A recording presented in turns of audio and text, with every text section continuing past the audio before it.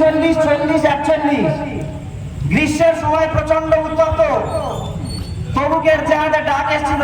লম্বা চওড়া কোরআনের তাফসীর আমি আপনাদের বলে সময় নষ্ট করব না।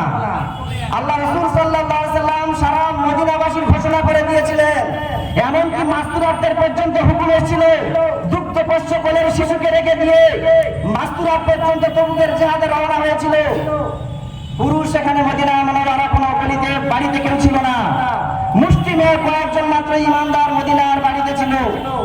এই যারা বের হয়নি জিহাদে তাদের বিরুদ্ধে কোরআন ধমকি দিয়েছে আল্লাহ সুবহানাহু ওয়া তাআলা, ইল্লা তানফিরু, যদি তোমরা না বের হও ইউআযিবুকুম আযাবান আযীমা, তোমাদের কঠিন আযাবের মধ্যে গ্রেফতার করা হবে।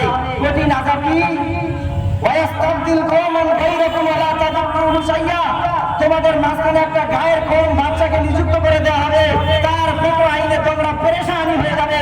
ওয়া লা তাদুররুহু শাইয়্যা, কি করার ছিল কি বললাম চিন্তা করে পেরে উঠবে না।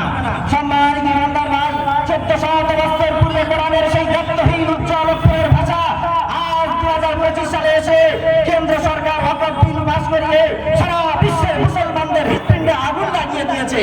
আমি বলতে চাই এই কেন্দ্র সরকার আরএসএস তথা বিজেপির দলকে একটা মশা যেমন মশারির ভেতরে ঢুকে খুনকে হারাম করে দেয়, মুসলমানের অস্তিত্ব কোরআন হাদিস যতদিন পৃথিবীর বুকে জানতে থাকবে, ঈমান আমল যতদিন পৃথিবীর বুকে জানতে থাকবে, অমিত শাহ এবং নরেন্দ্র মোদী আরএসএসকে আমরা রাতের ঘুম হারাম করে দেবো মশার ন্যায় বলে সুবহান ইনশাআল্লাহ।